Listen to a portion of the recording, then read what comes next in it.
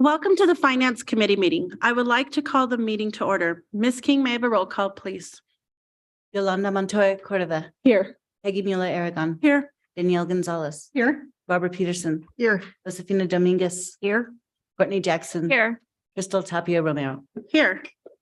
So our first item for consideration and action is the adoption of the March 29, 2023 Finance Committee meeting agenda and approval of the February 22nd, 2023 Finance Committee meeting minutes.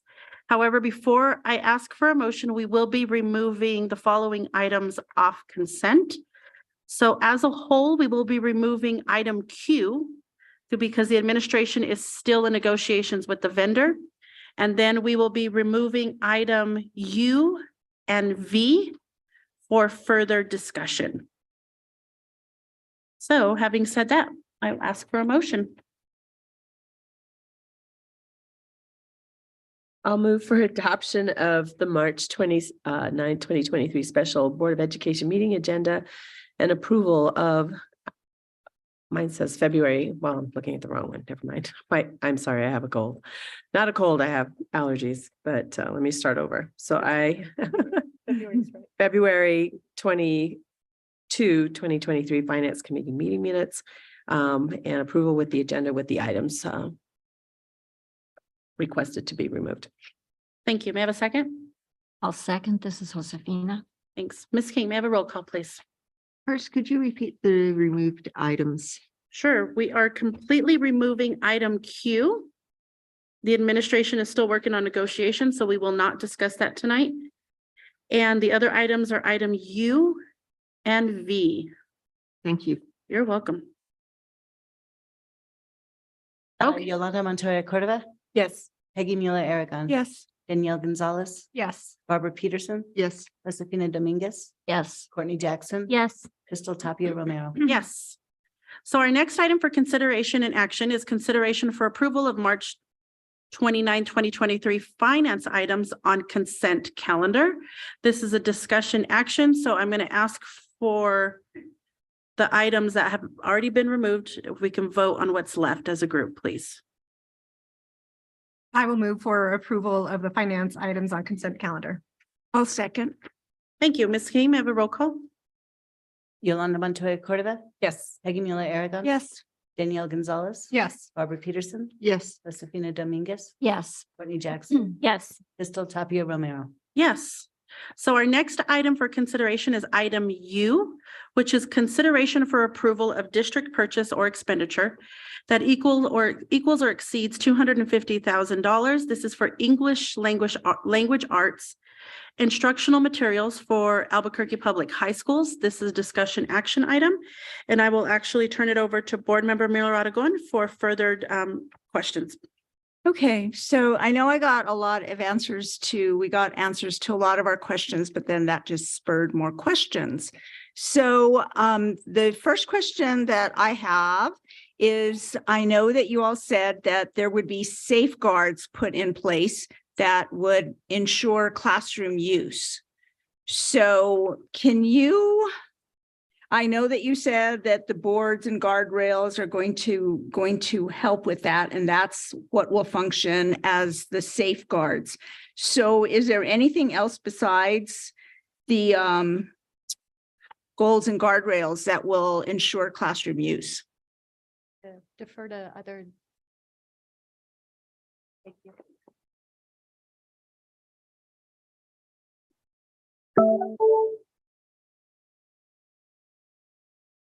Good evening, Madam Chair, members of the board, Superintendent Elder.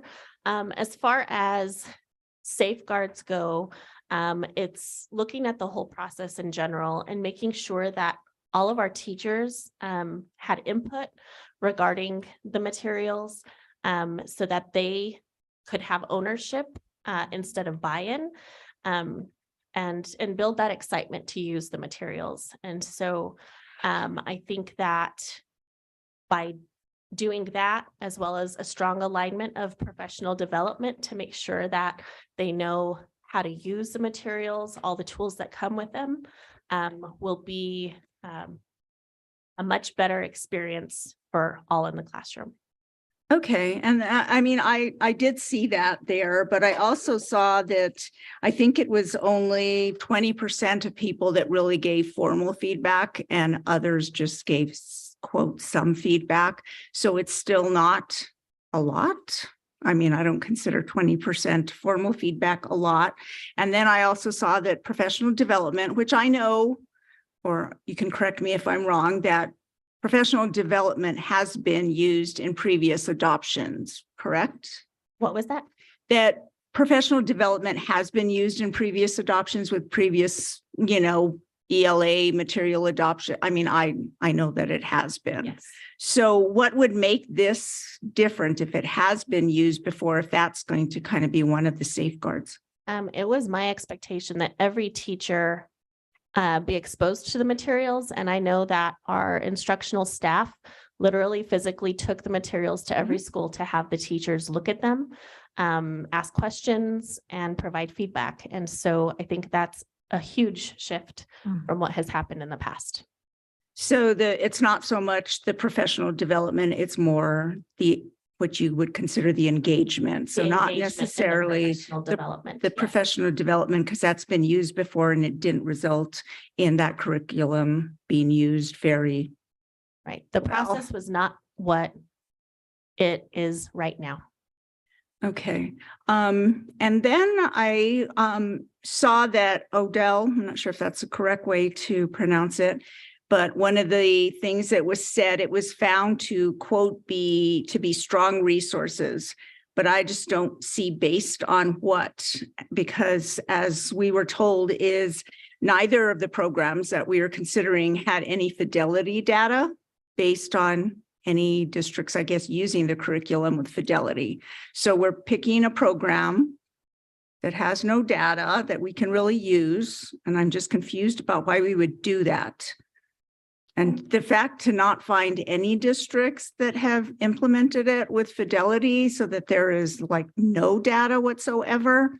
And then I know we get told, well, we weren't here the last time this was adopted. I just don't consider that an excuse for not having really good materials for our kids. Board President, members of the board, Superintendent Elder, I will say that you are correct. There's not a lot of data on fidelity. And as a matter of fact, Odell was not reviewed by the NMPED, but it has been reviewed by Ed Reports. And I read those. and performed very strongly. I'm also going to ask Tanya and Mary if they want to chime in, because they can really give you the teacher insight piece on why these materials were selected and how we started and pared down to 2 and why these 2 were the strongest of what was started out as maybe 5 or more programs. There was a process to go through the evaluation to get down to 2, and then these 2 were vetted more closely. And I know teachers also used sample lessons from each and gave feedback on those sample lessons. So Tanya or Mary, do you want to chime in? Absolutely. Thank you for your questions, Board Member Aragon. We really appreciate it. So I guess to speak to the changes in the process, one thing that was really important for us as we work to revise this process as an instructional materials committee was including teacher voice from the beginning. That's never happened before in APS. So all English teachers at the high school level were invited to view materials and give feedback in the initial narrowing down of those 2 choices. After that, as was stated, Mary and I did visit all of the high schools with materials. And we did it during their collaboration time. So they didn't have to sacrifice any time outside of their day. It was all part of what was built into their contract day. And even though the formal survey results didn't have every single teacher's voice indicated, it was higher than 20%. I think it was 20% for the initial review participation. But regardless, we felt like we got really great anecdotal evidence as well. We also, for the first time, had teachers do practice lessons from both of those top 2 curricular choices. And that feedback was probably the most telling for the review committee when we made our decision. We were told by practitioners who did lessons from HMH, from the other option that we had narrowed down to, that the students found the summative tasks engaging. They liked some of the readings that they worked with, but the teachers had to do a lot of work to adapt those materials to make them accessible for all of their students. They often had to adjust the order of things. Some of the examples they gave us were that vocabulary support was not front loaded. And so they had to like kind of go back and work with that diction in advance and not necessarily follow the materials. They also had to create documents for their students because they weren't easily workable within our Google platform. The feedback from Odell was very different. The teachers and students both enjoyed the lessons and the readings, but they also told us that they found the lessons to push them to really think deeply about their teaching practices in a way that they hadn't been pushed before. And when the review committee heard that our teachers could have really strong reflection just from being exposed to lessons, even without professional development, that was really positive for us. And it helped reinforce the feedback we had received from teachers who did submit formal feedback as well. Okay, I mean, I'm glad to hear that the kids felt like they were being challenged. I think that's really important. So then that leads to, I know that there was a lot in there that said it allowed for teacher autonomy, for teacher fidelity. And what we've heard from Attuned is that a lot of the choices that educators have made have been below grade level. And so then that's concerning because the kids feel they're being challenged, but then what's going to happen when there is that autonomy? And how do you keep that from happening, that they're choosing materials, reading materials, whatever kind of materials that are below grade level, because we know if you don't teach at grade level, well, kids can't get there.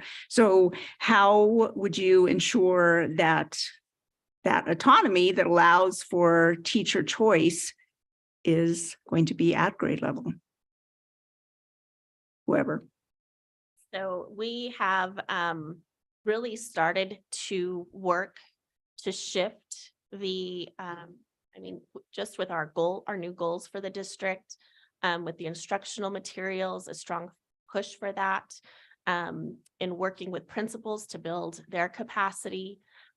What we've been doing, we haven't seen the outputs that we're really expecting our kids to be performing at grade level. And so for us, we can't ensure anything. I can't guarantee anything. All I can say is that we are going to do our due diligence to make sure that teachers have high quality instructional materials in their classrooms, that kids have access to them, and that we're providing those teachers with strong professional development opportunities, and tying it back to, if not this, then what are you using, and having those conversations as well. So no longer just, teachers can just do whatever they want. It's not that, but it is, as a district, what is our vision for literacy? And as a district, we are determining that. So when a student is in, 9th grade at La Cueva, they have the same access to the instructional materials that a 9th grader at Rio Grande has, or Cibola. And I think as a parent, that is an expectation that my kids, regardless of where they are, have access to the same grade level, high quality instructional materials. And when it comes to teacher autonomy, yes, there might be another strategy that I want to use to, deliver this lesson instead of what, is prescribed. But I ultimately feel that we are gaining some strong momentum in our community around what our expectations are for our schools and our classrooms. And that's what we're committed to. So. Okay, so then I know Springboard was the one that supposedly wasn't used very well at all. So was it not used because it was so inferior? No way.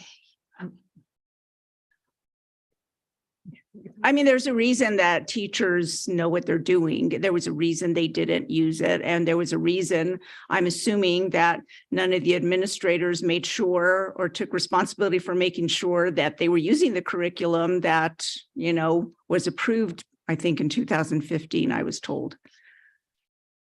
Board Member Aragon, board members and Superintendent Elder. I was here, it was one of my last years here when we started looking at Springboard, and at that time it wasn't a choice. We were told that this would be your new curriculum. I was actually teaching middle school math, and it was going to be a new middle school math curriculum. We didn't really have a choice at the time, and so I don't know how much choice was given when Springboard was adopted. You mentioned the autonomy that teachers have, and the autonomy is not choose from grade level tasks that are below your grade level.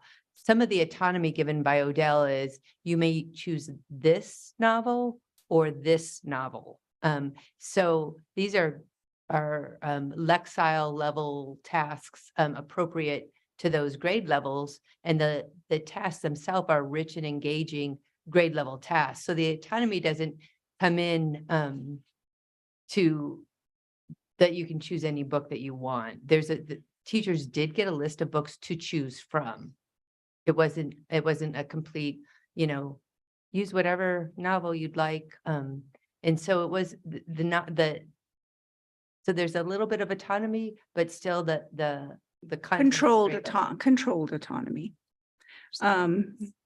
So, I mean, I don't know if anybody who is here remembers back to Springboard. I think that Barbara and I were here when I think we approved it, that you all are saying that you were given like no choice, that was the only choice there was. There wasn't a choice. You said you have to use it.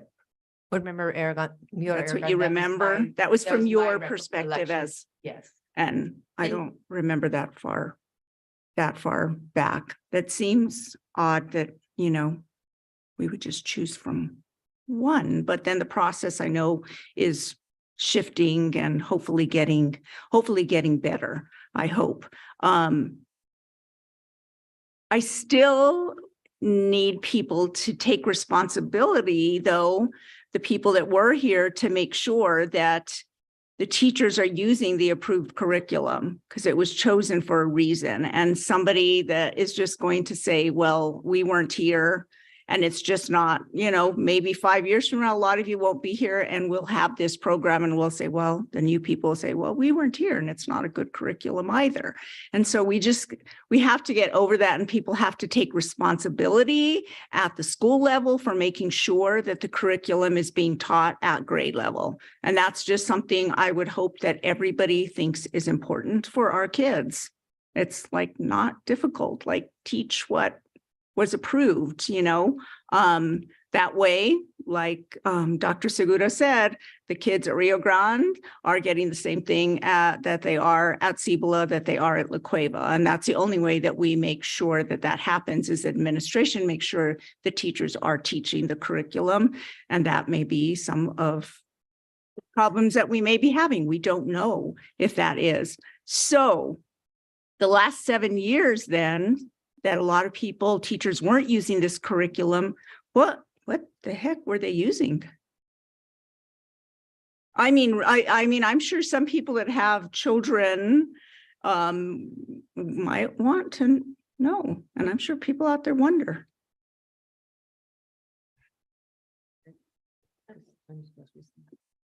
So I do want to first point out that what we do see a lot of is a stronger adherence to the curricular resource at the elementary, and then it gets looser and looser as we get into secondary.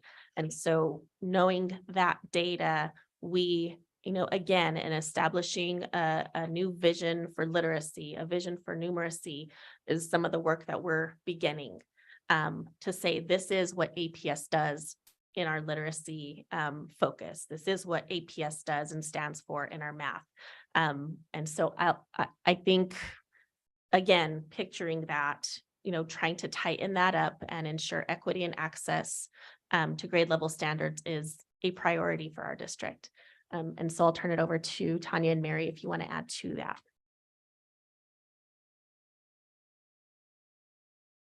No.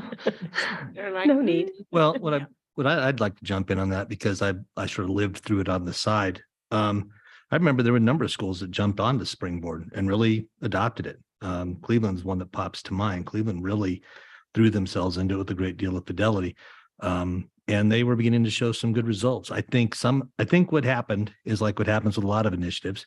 There's an early burst of activity. The professional development happens. And then people move, people change, old habits start to link back in. And what we have learned is if we're going to do this, if we're going to bring in any, because there's no silver bullet, all right, whatever curriculum we bring in, there's some that are better than others. And that, Joyce mentioned the group that approved this particular curriculum. Then we have to have good PD around it, and it has to be ongoing. It can't just be one time and hope they get it, because we hire new people. People leave the district. We're going to have to continue it. And part of that, one of the things we did this year was say, for example, with letters, is we asked the principals attend the administrators for letters so that they could do what you're asking them to do.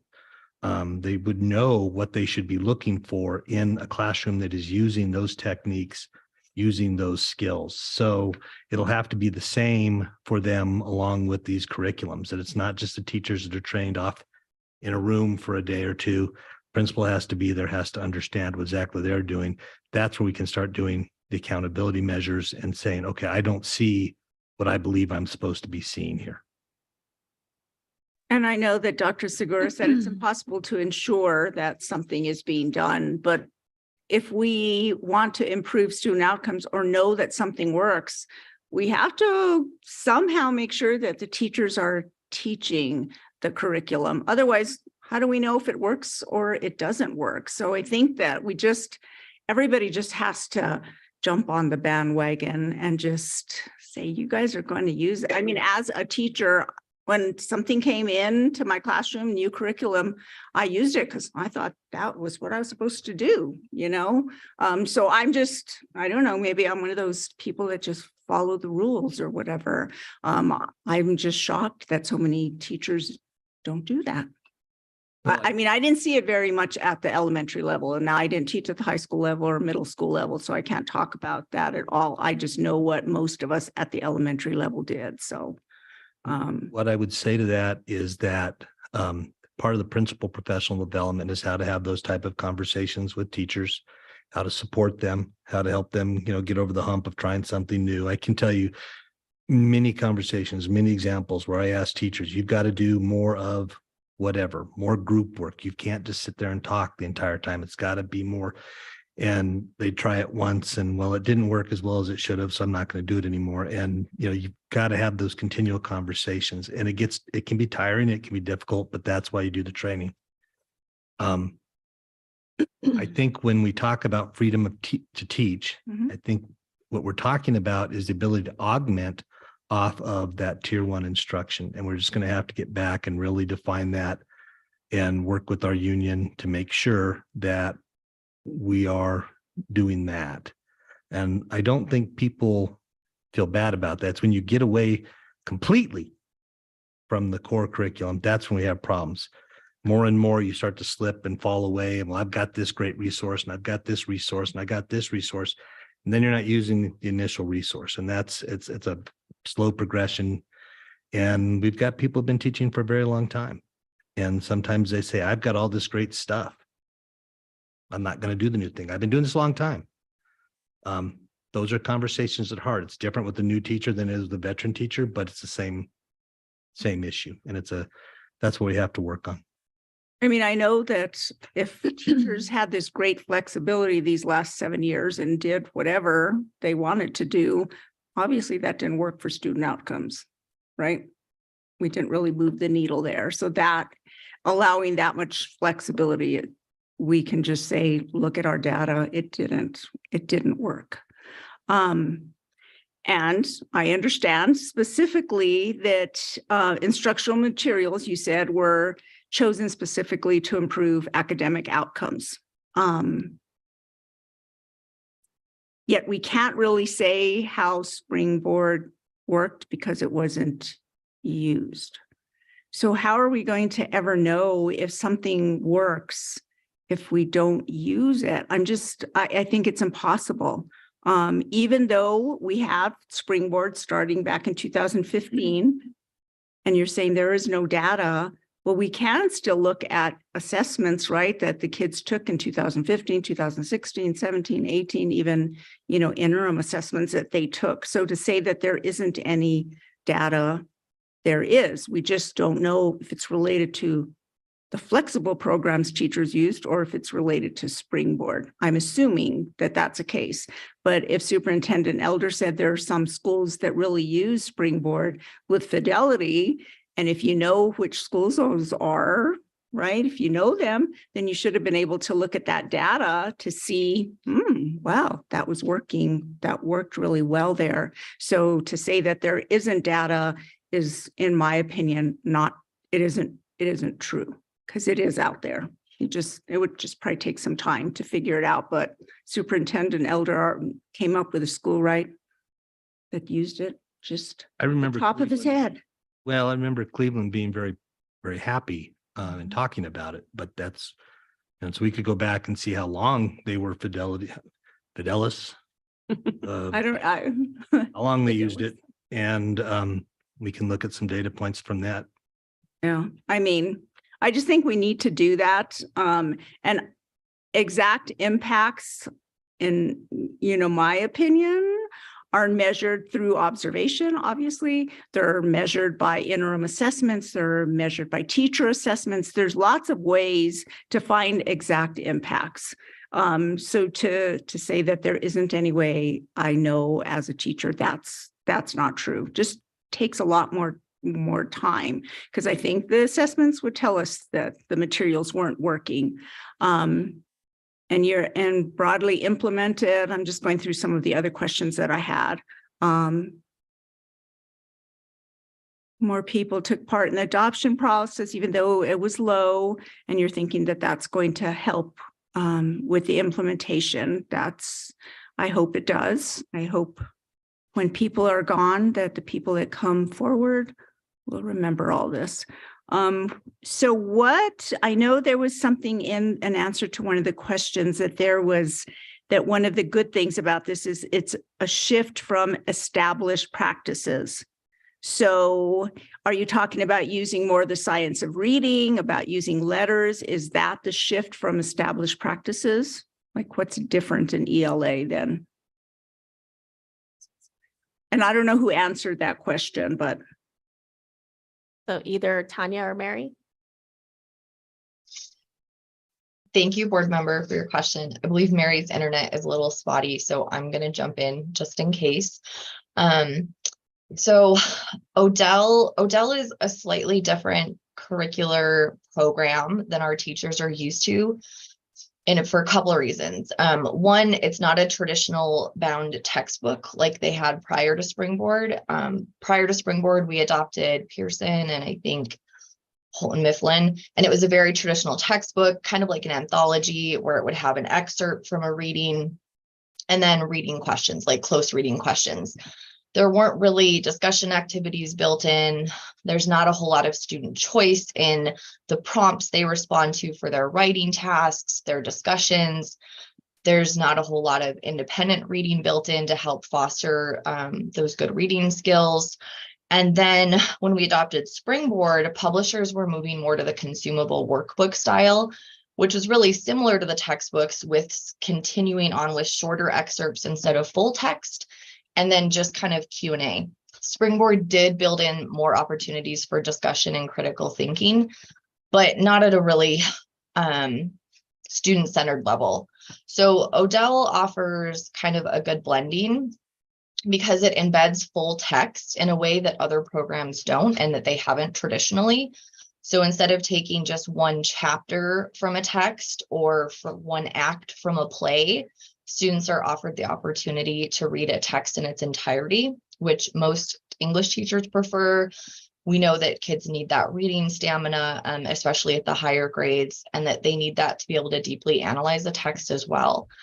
So Odell offers those full text options. They also offer options for students in a variety of ways through the choice of their writing prompts. So they might all be writing an argument task, but the program offers, say, 5 different prompts for the students to choose from based on their interests. So they work with a reading, they build their skills on those standards for argument writing, and then the students get to individually select what to write about.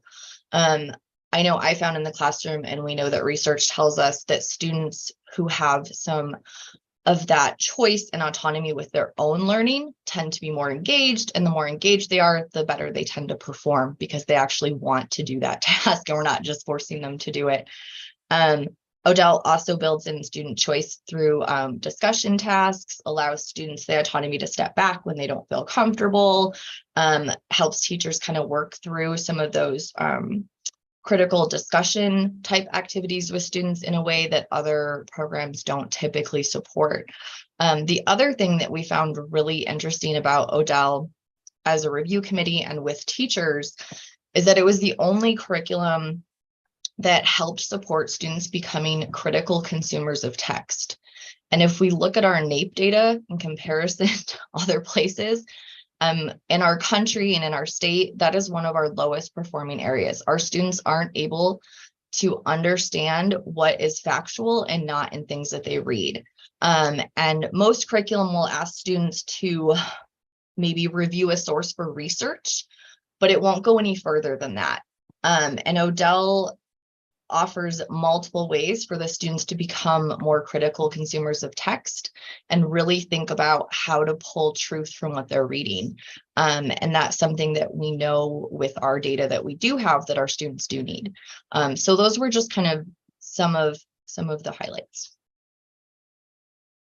Okay.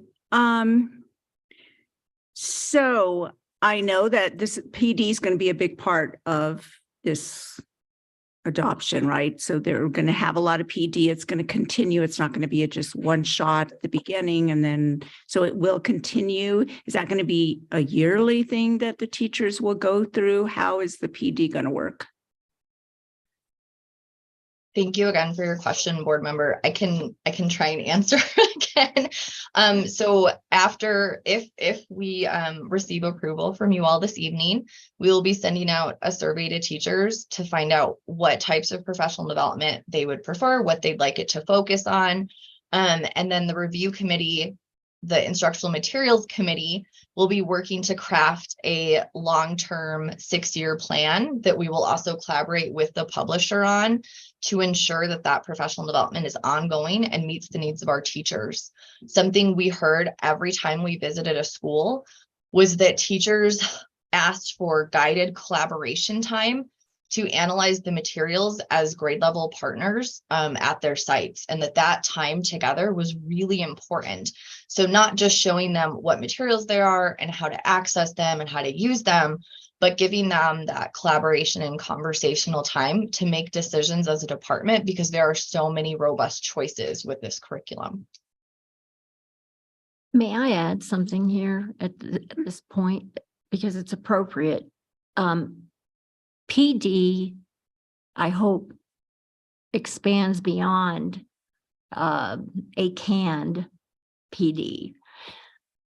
The best PD I had was when I worked with Joe Calvert, who was the AP 12th grade English teacher, and we read together Sound and the Fury, which made no sense to me until we did it. When I brought in a Native American author, Leslie Marmon Silko, who graduated from Highland High School, that novel I required my working with in mentorship with Ramona Nez. And so what I'm not hearing enough of is tapping the great teachers that we have in this district, because I think they are going to be critical in guiding some of the newer, less experienced teachers. And while I appreciate that publishers provide a general understanding of the material. It's the experienced teachers, and we need to tap them quickly because we're losing them. And PD won't make up for an inferior curriculum anyhow. Even the greatest PD, if it's not correct. a good curriculum, it's not going to make up for it anyhow. So, and so I think maybe the last thing I have on the ELA materials is it said it was aligning with the guardrail, high quality curriculum and instruction. And I read the ed reports. But I don't know how you can say this without having any real data. I think maybe that's a hope that you think it's going to be high quality, but I think that hope it's going to align, and that's the reason you're choosing it. But to say that it does align when we don't really have any data, I would, kind of question that one. I think that's it. Madam Chair and members of the board, I do want to state that throughout the time, it was coincidence.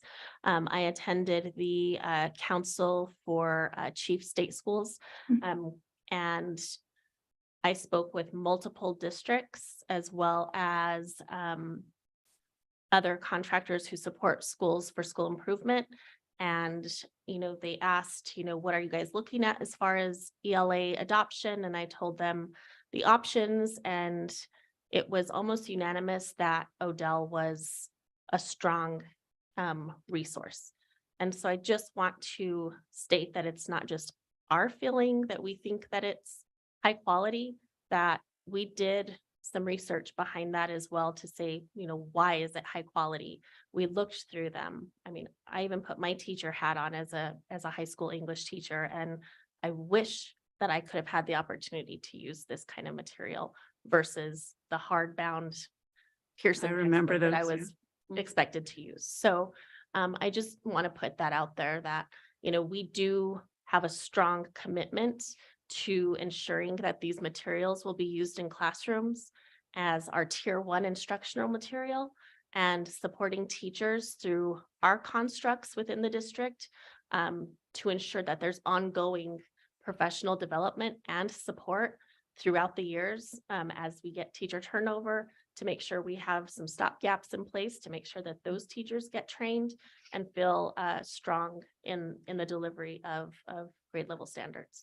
So. And make sure they're used. So when you come back in 6 years or whatever, that you have data to say this was a good program. So do your best. I know you can't ensure, but do your best to make sure that. Madam Chair, if I may offer just 2 additional points of information. So one is there's actually a webinar coming up on April 20th, which highlights one of the districts that is currently using this curricula. It's Corpus Christi, and they're talking about how the webinar is with their CNI director and their professional development director, and they're talking about how they rolled it out in the context of their district and how they shifted from having an adoption committee to having an implementation committee, and really utilizing some of that teacher leadership, teacher expertise to do the deep implementation work that you're talking about. So lots of opportunities for us to learn from other districts, specifically in the context of this curricula. The other thing that I'll just share is that because Odell is a relatively small and relatively new curriculum developer, they want more business, and having a contract like this size will potentially help them if they do a really good job. And so they are also more likely to work with our CNI team to develop additional complementary resources. And so to that end, as an example, specific lessons related to, for example, the history of Albuquerque or local authors or Native American authors. And so there's just a lot much more customer service and expertise that can be lent from a vendor like this than one of the big publishers. And I think that's one of the things that we saw from some curriculum developers in, if we look at Baltimore, they developed a whole curriculum called Be More Me, which is super awesome. And so I'm happy to share the information on the webinar. But I think despite not having any sort of RCT type of data, there is really strong alignment to ed reports, really strong support potentially from this vendor. So with that, I would like to move for approval of agenda item U, consideration for approval of district purchase for the expenditure of English language arts instructional materials. Before we do that, I know we had another question. Board Member Jackson? I did, and I will second, and then I will take that time to ask my question. And this is more towards the process that you guys have went through. And first of all, thank you for reviewing previous adoption processes to see what went wrong, what went right. And so my question is, have you started a codification process so that this next, as we move through all of these adoption processes, and I hope to God you guys are still here in 5-6 years. If for some reason you are not, do we have manuals? Do we have best practices to pass along? Board Member Jackson, Board President Montoya Cordova, and Superintendent Elder, we're definitely moving in that direction to have a standard selection process, whether it's math or ELA or science or social studies, that we come up with a process. We know who needs to be at the table from the beginning, how to request materials, how to get materials and potential lessons in teachers' hands. And so, yes, we have pages and pages on Google Documents, identify every step that we've taken, and we continue to learn from these experiences. And we've been very fortunate this year to work with SchoolKit through the NMPED. NMPED received a grant, and they hired SchoolKit to work with a few districts in the state and a couple RECs to develop a really strong, high quality instructional material adoption process. And so we meet with our coach, Brad, every other week for a couple hours. And then once a month, there's the statewide community of practice meeting. And we've gotten a lot of feedback and support through this process.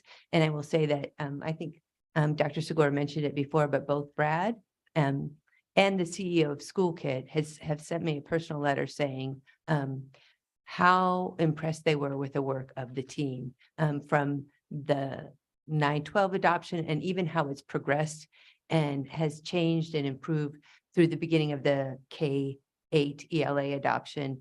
And the CEO said that in a matter of I think what he said was, in a few months, Albuquerque Public Schools is developing a program to become a national leader in instructional material adoption. And I'm happy to share that email with you. Fantastic. No, I think that we would love to see that email, and congratulations on that, because the adoption process is critical, right? The adoption and then the implementation after that. So thank you for making those key and necessary changes.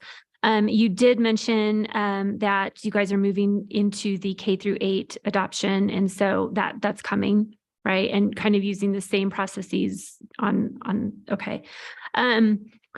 My last question, I think, is, and this is probably a more kind of a personal question, but how does Odell pertain to the honors classes?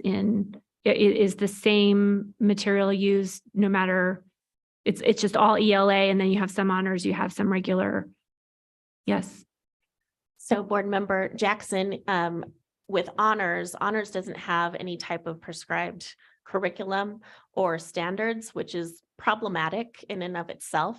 Sometimes it's, well, we can expect more from these kids, or I'm going to give them more homework, or I'm going to give them, more assignments, more for honors. So there isn't anything that's different with this versus an honors class, besides how the teacher would augment to make it more rigorous. However, I'm excited because I feel like this is rigorous. AP, on the other hand, does have different texts, prescribed course syllabi that have to be approved by College Board. So there, I have a personal struggle with honors because I feel like it doesn't have those clear expectations that an AP class does. So I feel like all kids should have access to high quality, rigorous instruction. But no, as a quick answer, no. Okay. Okay. But this is rigorous and okay. I wrote down lots of notes. Where did she go? Tanya, I too want reading stamina. So I'm going to work on that myself. I think that was all, those were my main questions, but thank you for what you guys have done. And I do want to add that we are working to codify all of these procedures so that they're not human reliant, but system, they're within a system. Yes, sorry, I did have another question. So do you have any feedback? Because I was really disappointed to see the 20% teacher feedback, and then super disappointed to see the parent and community feedback on the text, that there were only 7 that reviewed. So do you have just top line 3 things that you think that you could do as we move forward to increase parent, community, and teacher feedback? So yes, board member Jackson and members of the board. And I believe the 20% was from the initial paring down of here's some, options that we have. And 20% was to pare it down to the 2 HMH and Odell. After that, all teachers should have had that opportunity. Oh, So they counted okay. as one. So some were departments, but counted as one. Okay. And so going back, where am I? We're talking about Well, parent I and do have a community head full. feedback. So actually, we had 14 people come to the 5th floor C&I department and sit at the table, and look at materials. 7 of those or more were for the health curriculum. But that is 100, is it 100? That's 100% improvement of what we've had in the past. In the past, we've had open meetings and had the curriculum available, and I don't believe we've ever had a community member show up. And so to say, like, I was really, I would walk in the office and go, oh, there's somebody there looking at books, because I was told, like, you can stay here till 5:30 or 6:30, but no one will come. And I was there, and I'd walk in the middle of the day and at night, people were there. And so it was I thought that was pretty exciting. I know it doesn't sound like much to go from 0 to 14. Okay. That it's all about perspective. So good. Okay. But we have discussed, what does this look like to get greater input from our families and community members? And so we were discussing how we could work with our principals to align parent or PTCs to have the materials there. So when schools have their PTC meetings, we can schedule that so that they're able to interact and we can have a greater engagement. So I think it just comes down to a different strategy and plan to get greater input from family and community. But we're aware of it and are working on it. Awesome. Thank you. Okay. I'm done. Awesome. Thank you. So we do have a motion. Oh, we have more discussion. Yes. I just partly want to say thank you for really working on the process, because that's sort of that's in our wheelhouse, is what's the process and how are decisions being made. And so I really appreciate, this is a huge step forward. And I just one bit of clarification I think is really important, that we need fidelity to the standards. The curriculum is just a tool that teachers use to get there.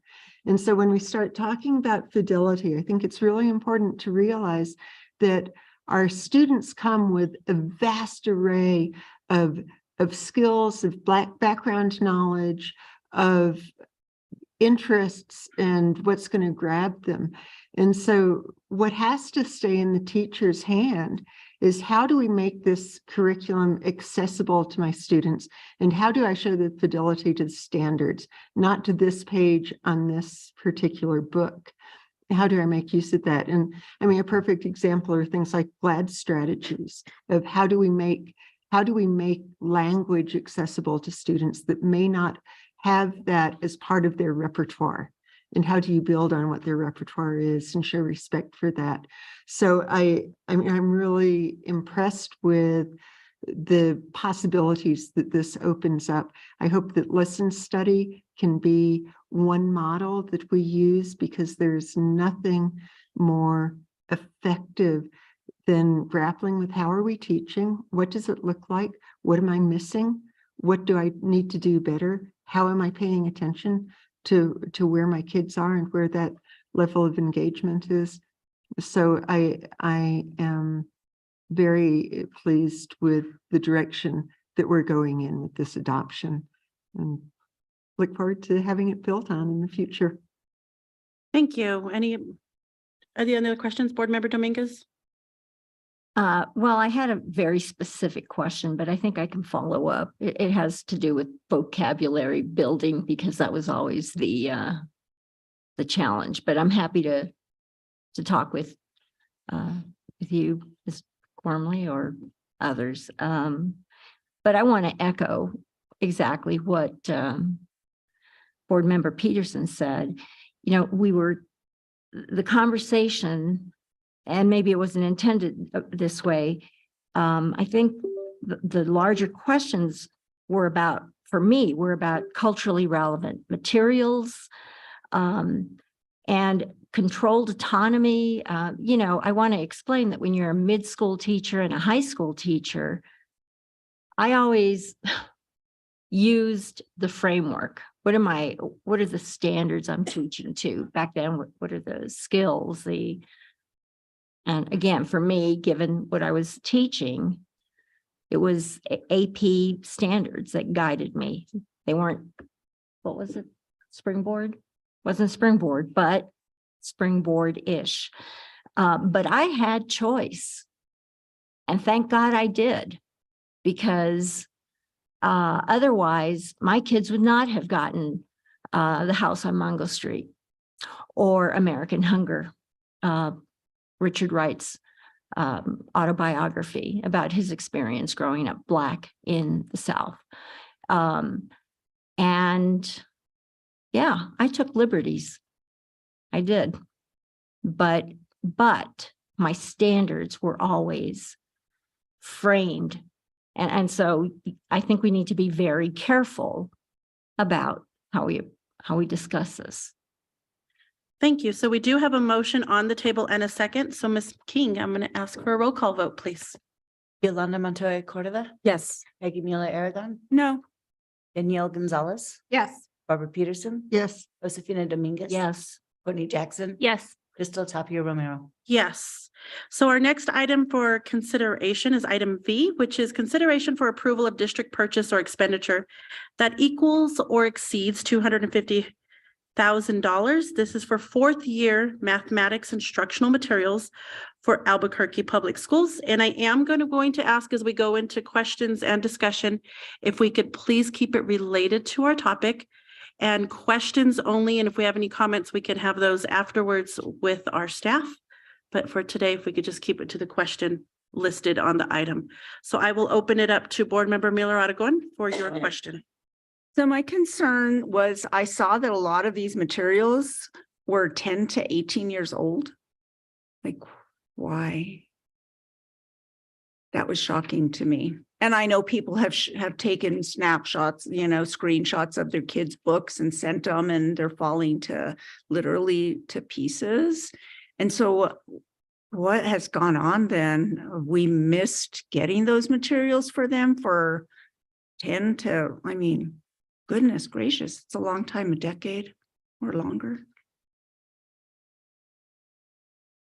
Board Member Mueller Aragon, Board President Montoya Cordova, and Superintendent Elder. So fourth year math is an interesting Right. course. It's because different. there's no standards aligned to it, and there's a variety of choices. Right. In some of our high schools, they can offer up to 7 different choices for fourth year math. And I think because nothing's been vetted, the focus has been on those first 3 years and not on fourth year. And so it was very clear after the math adoption last year that we need to do something. And so I really can't tell you except that I think it's because it's not a single content, it's a variety, and it makes it an interesting and a heavier lift because you can't find any information vetted on any textbook necessarily for a pre-calculus or a trigonometry or a calculus, unless it's an AP calculus. Or, so I think that's why. Okay, because I know that you all did say that probably these materials that we did have were not high quality, because you did say a lack of high quality materials could have contributed to lower academic outcomes. So I don't know if that's something that just one person that was answering the question thought, but that's concerning. So do we think that these materials are going to be more high quality? So I think that because they're more recent, they tend to be more aligned to Common Core standards because they were published During after, that time, after the 2010. I think that they have more built-in supports for students than previous instructional materials had in the past. We're much more mindful of building in supports for students with exceptionalities, multilingual learners. And so I think that they will be of much better quality than what we're currently using. And the other thing that we've done is in the beginning of this adoption, schools were going to get money and purchase what they wanted. And my team really felt like that is not an equitable way to distribute high quality materials and to ensure that students who may move from one school to another school can pick up where they left off and not repeat units. And so we took an extra year to dig into what was available and make sure that we selected something that was appropriate for any student, not just what one school wanted or what another school wanted. Just in financial literacy, for example, which is a very common fourth year math, there was 7 different requests for different, and some of them were very heavy in algebra, others were business math. And so we really felt like we needed to wait a year and make sure that we used our money wisely.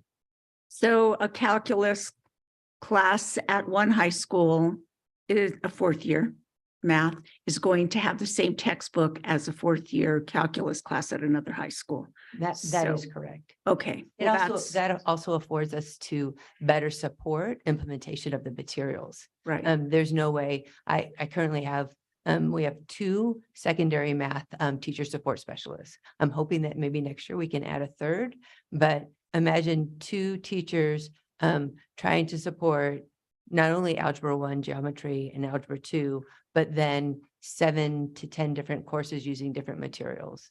So this will help us, I think, provide better support to teachers and student outcomes. And it is hard if you have all these different materials to assess student outcomes as well. So that makes it, but just to kind of speak, I know somebody said that student achievement gains, and this speaks to what Member Dominguez was talking about in the previous agenda item, is student achievement gains are more greatly influenced by teacher instructional practices. So I think whoever wrote that, you need to use the teachers that have great instructional practices, the best that you can, to have them train people, train their peers. I mean, you get better by watching people that are fabulous. So right there, I think that says everything. A great teacher can do amazing things, even with something that's, inferior. And I think we can always learn from those teachers. Thank you. Go ahead. I'll make a move a motion for approval of the district purchase or expenditure that equals or exceeds $250,000 for 4th year mathematics instructional materials for Albuquerque Public Schools. Thank you. I'll second. Thank you. Perfect. Ms. King, may I have a roll call, please? Yolanda Montoya Cordova, Yes. Peggy Mueller Aragon, Yes. Danielle Gonzalez, Yes. Barbara Peterson, Yes. Josefina Dominguez, Yes. Tony Jackson. Yes. Crystal Tapia Romero. Yes. So our next item for discussion, thank you, ladies. Thank you, is item V, which is special issues. This is an update on the fiscal year 2023 budget and pre-planning for fiscal year 2024. This is a discussion item. And I have Miss Rosalinda Montoya, who's our Executive Director of Budget and Strategic Planning. You have the floor. Thank you, Madam Chair, board members, Superintendent Elder. I am here to present an update to our budget planning process. Next. In this presentation, I will go over where we are in the year-round process, our budget planning timeline, the APS ESSER cliff, the list of ESSER-funded projects, preliminary legislative update, budget guidelines, and the sample display of budget with consideration of the goals. Next. As our time, so the year-round process graph shows that the budget office sent out the budget call templates to the schools and departments. We held budget workshops, and the legislative session ended on March 18th. Next. The deadline for, as our timeline and process, the deadline for our schools to return budgets to us was March 20th, and the departments were to return their templates on the 24th. The budget analysts are working with the departments that have not yet returned them to us. We did ask for supplemental information, so it did kind of slow down the process a little bit. We asked that each portion of their budget relay back to the 4 goals set forth by the board. And as we receive them, we are compiling the budgets, and we will get the numbers finalized, and we will present those numbers to you in the April presentation. Our next slide shows our decrease in funded enrollment. So we are funded on an average of our prior year 80-day and 120-day enrollment. And these bars on this graph show the average enrollment for each of those years. So both the 80 and 120 combined. Our current year average of our 80 and 120-day enrollment is 68,902 students. And we will be funded on that enrollment for our fiscal year 24. Since this enrollment directly correlates to our funding, this slide is significant, and that's why we always show this. And as you can see, this continues to decrease. Our next slide shows what we are calling the ESSER cliff. The green line signifies the $242 million of ESSER funds that has provided us supplemental funding to keep the district running. The blue line signifies the state equalization guaranteed funds that we receive each year from the state, and that's what correlates to the enrollment. And the peach line indicates our enrollment numbers. For this fiscal year, we are funded for 71,461 students, which was a decrease of 1.5% from the prior year. But we have the supplemental ESSER funds of about 120 million. If we divide the funding in half for the 2 fiscal years, we will be using this funding. As we move to the budget year that we are building now, FY24, we believe that although we will be funded for less students, only 68,902, a decrease of 3.6%.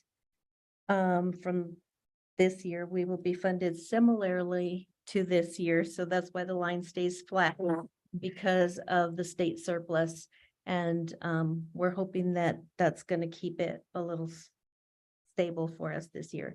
So when building this budget, this 24-year budget, we ask schools and departments to be mindful of the goals and guardrails set forth, and also to keep in mind that ESSER funds will end at the end of this next fiscal year, because we don't want any, lots of growth happening that we won't be able to sustain. And so then in FY25 budget, the ESSER funds will be gone. And so that's where that arrow just shoots down, because we won't have that funding anymore. And we will also probably start to see an economic slowdown because of all the infusion that the ESSER funds have brought into the Mhm. economy will be going away. So it'll affect a lot of businesses, it'll affect a lot of things, and with the state, it'll probably affect our fuel. Because we've been you see all those semi trucks delivering things all the time, and because of the infusion across the nation, because all of the districts have had these ESSER funds. And so we hope that it won't be a great decrease, but we're planning for it to start to decrease a little bit. And so this year, we really are maximizing the federal funds to help us to be in a better place to handle the leaner years that are coming to our district. So the next slide. We have what we have set aside so far from our ESSER funds and how we kind of divided it up. And so 91.8 million will go to what we are calling unfinished learning, 6.3 million to social, emotional, and mental health, 20 million for technology initiatives, 28 million for facility projects, 51.3 million for safe operations of schools, and 44.3 million to the charter schools. And on the next slide, I have listed some of the initiatives that fall in each of these 6 groupings that were listed on that prior page. So they include tutoring, library supplies, math curriculum, vocabulary materials, summer school initiatives, classroom well-being software, therapists for mental health services, network security, district wireless network, interactive panels, HVAC, sanitation services, and supplies and funds for the charter schools for their initiatives. And on the next slide, we start to kind of go back to what's coming out of the legislative session and the funding that we will receive from these outcomes. So in the highlights column are the initiatives listed below. The second column indicates how much the state set aside for the entire state. Third column is APS's portion, which we are projecting to be around 23.28%. And I have requested the enrollment numbers for each district in the state so I can calculate the correct percentage. Hopefully, it all depends. If some grew and some at a higher rate than we did, maybe our portion will go down. If it affected everybody's enrollment the same, it may stay right where we projected. Or if ours was less than other districts, it might go up. We're kind of hoping that it might go up a little bit.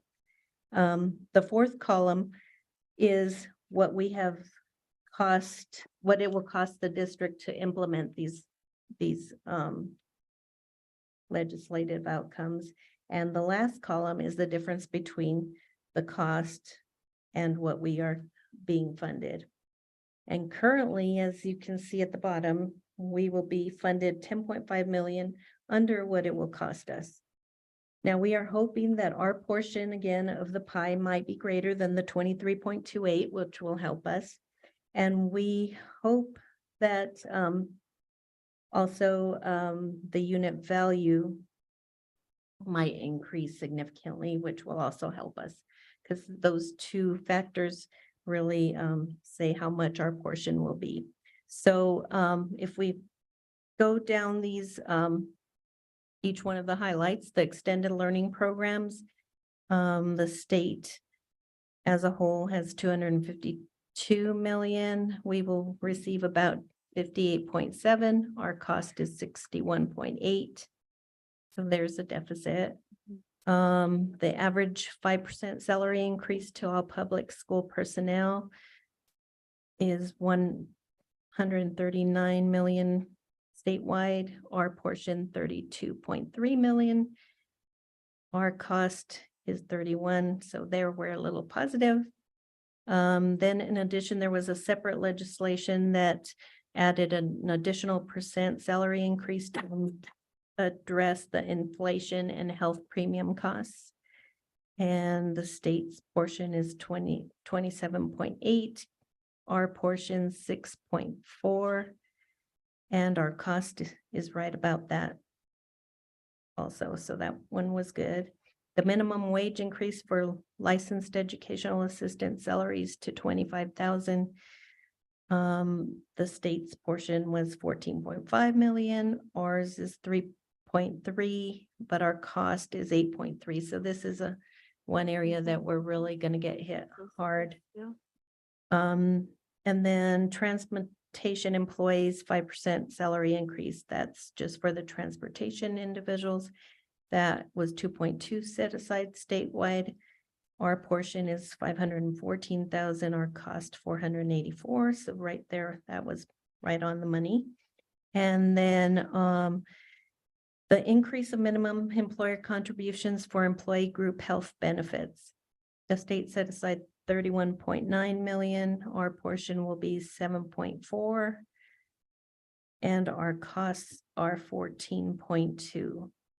Now there's an additional bill that had an appropriation for health benefits also, which will give an additional 3.6 million. So the difference is those two lines together, but it's still significant. And then on the instructional materials and structured literacy, of course, we will spend what we are given. And so there is no deficit there. And we will be updating these numbers as well on our next presentation. So on the next slide, of course, is the 4 goals. And I was just noticing how wonderfully they're displayed here on the side in giant, really big font. But and it's kind of nice, but we sent it out with all of our budget calls so that they could keep in mind these goals as kind of guidelines when building their budgets. And by doing so, we were able to quantify some of the following information. But first, I wanted to make a note that this data that we have currently on this presentation is only about half of the school's reporting. So we're still compiling the information, but we just wanted to have it out here as kind of, so you guys can start to see kind of what we have done this year that's different. Another reminder is just the school budgets are zero-based. And that's dependent on the enrollment and the legislative increases. So that's how those are built. And then the department budgets are what we are calling incremental, which means they pretty much stay flat from the prior year and just have the additional legislated increases also. So on the next slide, we start to see some of the data that as we compiled it. So what these graphs are showing is how much the principals, when they did their budgets, we had them ask, you know, how much goes to each of the goals. And there was also an other column, and then they would justify if it was other, why they felt it didn't go to one of the goals. So like I said, it's only about half the schools reporting at this time.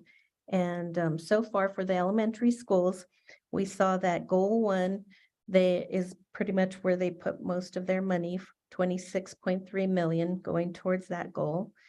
15.6 million for goal 2, 11 million goal 3, 16.4 million for goal 4, and 7.1 million to items they felt did not fit into one of these goals. And some of those items falling into the other category were kind of like clerks, secretaries, custodial supplies, differentials, a testing coordinator, portion of the principal's duties, a portion of the library assistant, and that type of thing where they just felt, you know, it didn't fully go into the goals. So in some of these, they split it out, you know, 25%, 30% went to this. So that's how these started to fall out. And it is our hope that as we go through the process with ERS, because this is just kind of how we felt maybe we could start moving in that direction, that they will give us more guidance and training for both my budget staff and for the principals so that they can better quantify each budgetary item. But I will say that the results we received from the principals this year with minimal guidance shows that they should not have a difficult time in transitioning to student-based budgeting, as they already consider the effect of their budgets on student outcomes. We just haven't, until now, shown that in the budget building process. So then the next slide goes on to the middle schools. And in the middle schools, 6.4 million to goal 2, 4.5 million to goal 3, 5.6 million to goal 4, and 2.7 to other. Then we move to the next slide, which shows the K-8 schools. And they spent, mostly on goal 1 and 2. 4.3 million for goal 1, 4.4 for goal 2, 1.1 goal 3, 1.5 for goal 4, and $500,000 in other. Then moving on to the high schools, they spent mostly everything on goal 3, 23.3 million to goal 3 from the schools reporting, and 6 million to goal 4. And of course, this is just our first attempt to align our budget to the goals. As we work with the ERS, we will build on a plan and training to better reach that goal of fully showing how everything aligns to the goals. And then the next portion, so on the next slide, we move over to how the program side is capturing outcomes for the budget building process. So they are capturing how schools will support Yazzie Martinez subgroups. They capture any cuts made at each school, and they're captured how the schools are aligning their spending to support the goals set forth by the Board of Education. So on the following 3 slides, we will show examples of these. So the first slide is S.Y. Jackson Elementary School. And they had this little checklist, and this individual school checked staff certified and other. And for staff, they indicated that they were going to put their budget towards a dean of students, instructional staff, interventionists, counselors, and community coordinator, and other staff. And then also on the other portion, they put workroom, STEAM, EA. And then on the next slide is an example of some budget cuts. And from Ernie Pyle Middle School, they have a little bit of loss of FTE due to enrollment, which was an instructional council decision. And how they will handle this is they will offer less sections of each content area while still offering all the previously offered classes. They also had some cuts in orchestra and chorus due to students having greater interest in guitar courses. So that's an example of that. And then the third one, the next one, is Monzano High School, and how they align their budgets to the goals through strong instructional programs such as AVID, Advanced Placement, Bilingual Heritage, and CTE programs, and funding positions to oversee these programs. And they allocated resources in the area of restorative practices and an interventionist to work closely with the early warning systems team to build upon the bank of social emotional learning lessons. And this is just a sample of the data collected during the budget building process. All the data for all the schools will be available to the board at our April 26th budget presentation. And with that, I stand for questions. Awesome. Thank you. Thank you for your presentation. So I will actually open it up to the board. We will just go down the line for any questions that we have related to the presentation, and I will start to my left over with Board Member Dominguez. So thank you for this. I find it very helpful. It was interesting to see the graphs by grade level what caught my attention was at the high school level, especially on the heels of today's tribal council meeting.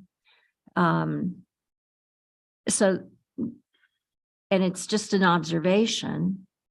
I don't know what to make of it. But there's such a small amount going to soft skills, goal 4. And based on what I've been reading, all the information we get in our emails inbox, teenagers are the ones struggling the most post-pandemic. And so I don't know what that means. I know that Monsanto has the EWS system in place, and that's helpful. But not all schools do have those resources. So I'll be curious to see how the other schools pan out. Yeah, hopefully when we have all of it compiled, we may see a little bit of change there. But yeah, that is interesting. And I'm hoping that when we have all the schools, we'll also have both the program side and the budget side. And with both of them combined, we should be able to get more details from that. That's our hope. And so one final question, how has your training with Edunomics impacted the preparation of this information? That's a good question. One of the things that it has really helped us to just be mindful of is just to really, not that we didn't keep the students in mind, but just always relaying everything back to the student, and so when we do the costs, we're always figuring out what is it per student, like even in that ESSER Cliff, in between, you'll see those little red numbers, and that is because we're funded about 11,000 per student. So you can kind of quantify it for every student that we're losing.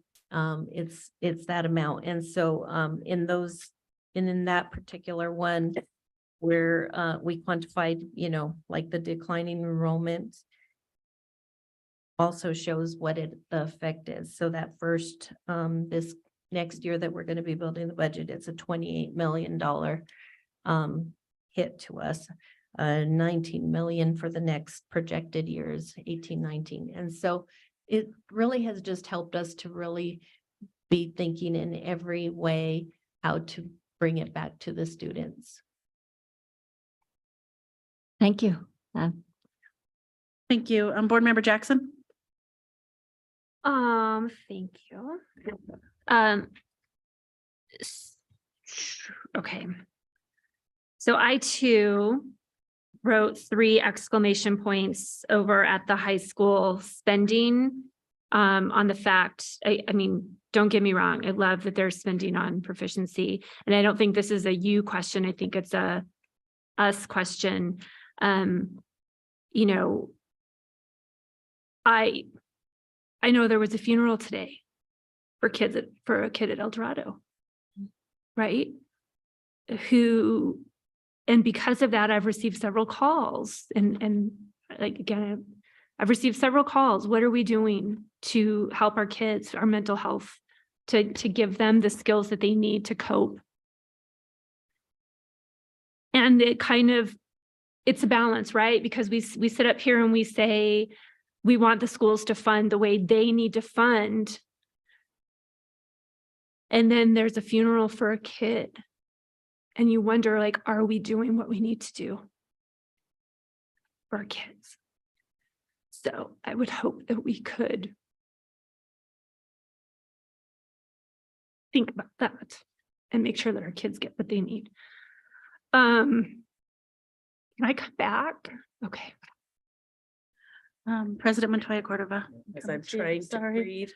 I know I'm struggling with my allergies so bad. I can't even think. My head is all clouded. My question is just coming back to the analysis on of March 23, where you have it at 23.28.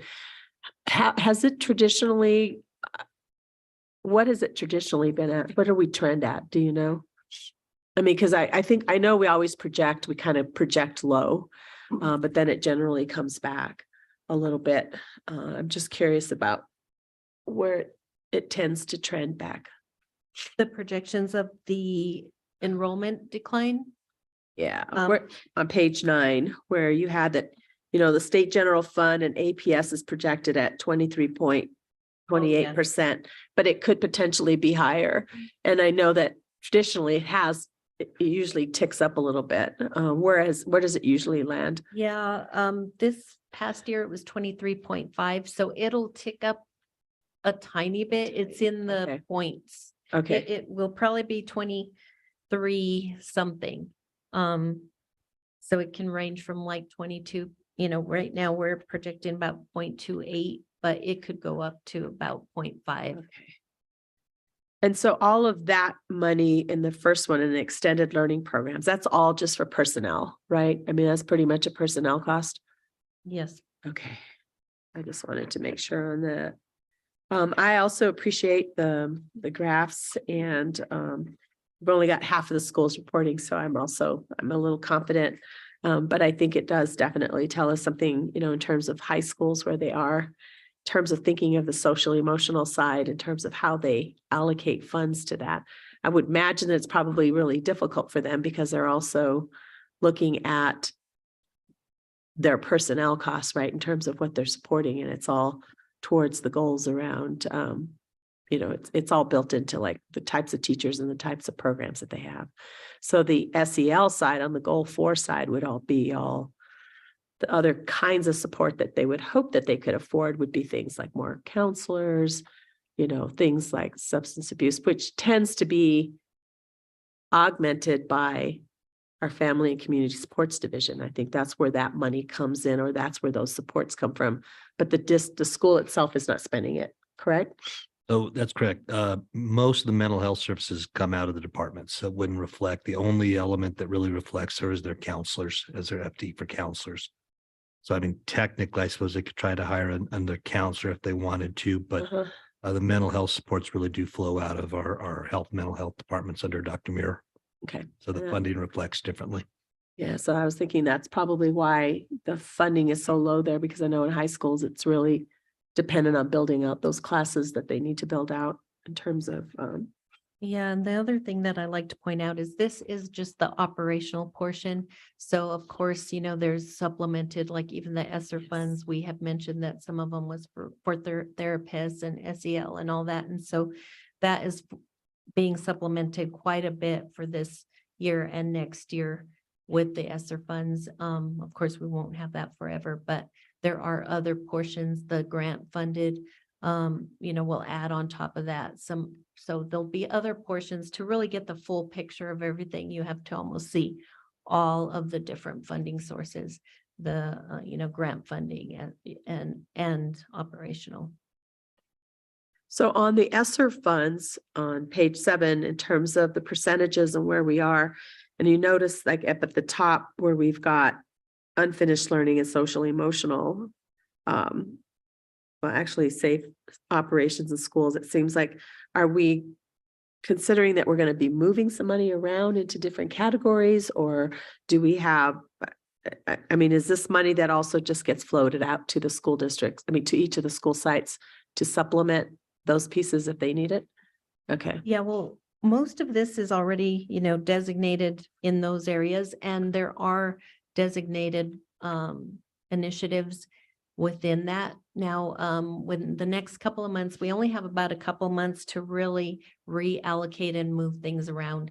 So we're really working closely with all the departments or anyone that we've given these funds to let us know if you're not going to be able to spend it, let us know so we can rearrange and move forward. But we have a really small window to really reallocate things because we need to get moving on them. So was the funds though, I mean, I guess what my question is too, is on these, so let's just say, for example, unfinished learning or social emotional, were those built into like site-based budgets, or is it only at it's only at the department levels and then the departments are allocating it? We have it kind of at a district level in the grant area, and then we distribute it out. Some of them, like, let's say technology or unfinished learning, is a kind of a mixed bag. So we've had to really distribute it out to like CNI, all the different areas, and then they're moving forward with them. So it is kind of allocated out into a bunch of different areas.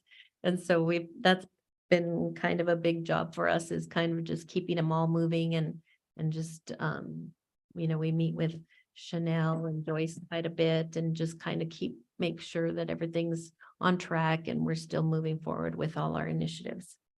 So I know it looks kind of low, and that's another thing, but it is all planned. We have plans for it, and it's just a matter of getting the purchase requisitions in place and I heard a lot of that at the Council of Great City Schools. It seems like all the districts were definitely struggling with that part, especially just getting to that final push on the spending. And there was like a request with, Secretary Cardona listening in. It's like, please kind of extend that deadline.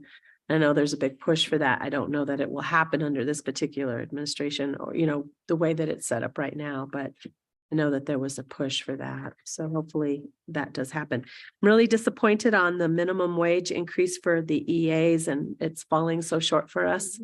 That's really disappointing. Do we anticipate that we're going to have to cut some positions or lose some EAs, or we're hoping to keep all our EAs? Yeah, first we have to get all the budgets back from everyone. So I'm making a plea to everyone that still has your budgets out there, get them to us so that we can see what those numbers are going to be. And then the second thing is, we're going to be waiting in the next couple of weeks to get those enrollment numbers to see what our percentage is, and also the unit value from PED to really know what our revenues are. We're hopeful that some of this funding will, be able to, some of it that's a little bit higher in some of the areas will be able to cover everything. But until we have all those numbers, we won't really know what needs to be done. Thank you. Lots of great work. Really appreciate the effort that you guys are making in our finance department to get this all aligned this way. So thank you so much. Thank you. Board Member Murata. So, some of this will be resolved also when we look at the enrollment, and there may be, do you think there are going to be cuts to staff though? Do you anticipate that happening because of the enrollment? Eventually it seems like that, seems to be the case, like in future years, down. I think this year is this FY24 is kind of going to be the calm before the storm in a sense, because it's kind of, everything's staying pretty stable. Even though the enrollment is low, we still have the ESSER funds. We still have a lot of stuff. So we don't really have to be thinking of that too much right now. We're not going to fall off the cliff this year.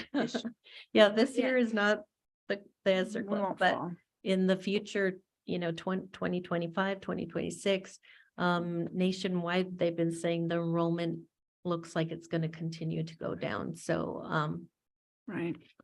So when we're looking at, all the funding with, the ARPA, all the ARPA spending, and we're looking at a lot of these that we know are really important. So we're not going to have the money from those funds So do we have any idea what's going to go by the wayside after 2024? Well, right now we know that we will need to bring back into operational about $10 million worth of expenses that we have already designated as a must bring it back. So that's in 2025's budget. And of course, if the enrollment keeps going down and then the economic slowdown and no ESSER funds, we will have to be making some tough decisions then.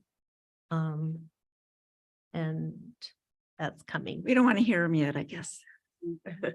Probably not. I know that you didn't give an exact date because you probably don't have it, but when you're talking about maybe having to reallocate some of these funds, so we didn't lose any of them. So if they have to move from here to somewhere else so that they get spent by September, I think, of 2024. I know everything's going to be a little bit different, but when do you think is like the drop dead date that you really have to reallocate?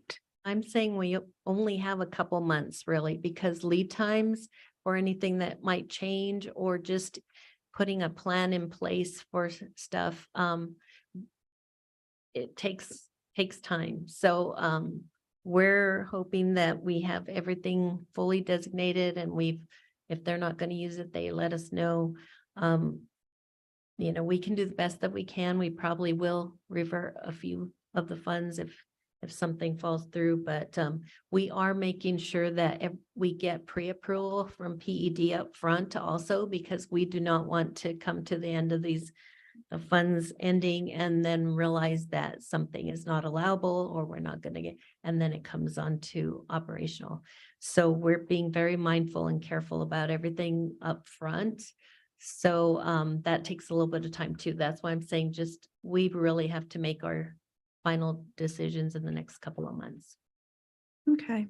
And then kind of the last question, when I'm looking at the elementary schools and where they wanted to spend, and the middle schools and the high schools, and I'm looking at the elementary school. So what I assume that the elementaries did is they didn't look at the goal and go, okay, goal 2 is just about 8th graders.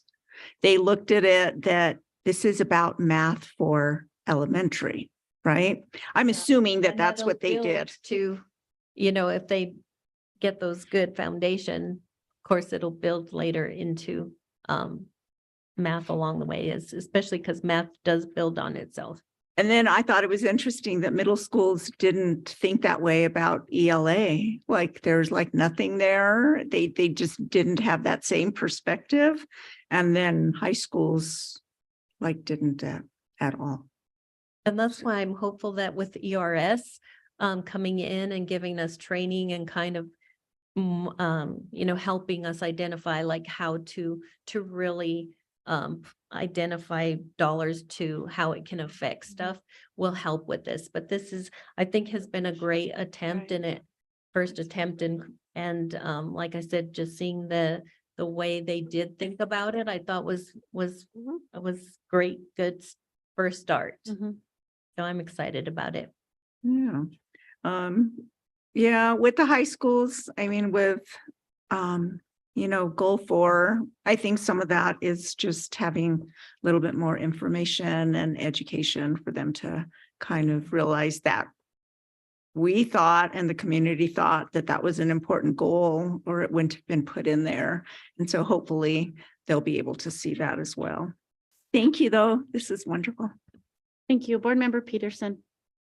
Do we know, is the additional amounts of money for the family income index and the at-risk index, are they already calculated into the 23.28% that APS is getting, or is that additional money that's going to come in? It'll be coming in through the unit value. So when we get that, the unit value will probably increase from what we have now. And all the additional stuff, all the legislated stuff that's not salary related will be part of the unit value. So it all comes through this little portion of calculations. It's a big complex calculation, but yeah, it'll come through it ends up being in the unit value. It's in the unit value, which is good. I mean, it means that it's equitably doled out to districts. Do we have a way of targeting it where it is most needed for the schools that actually generate that money?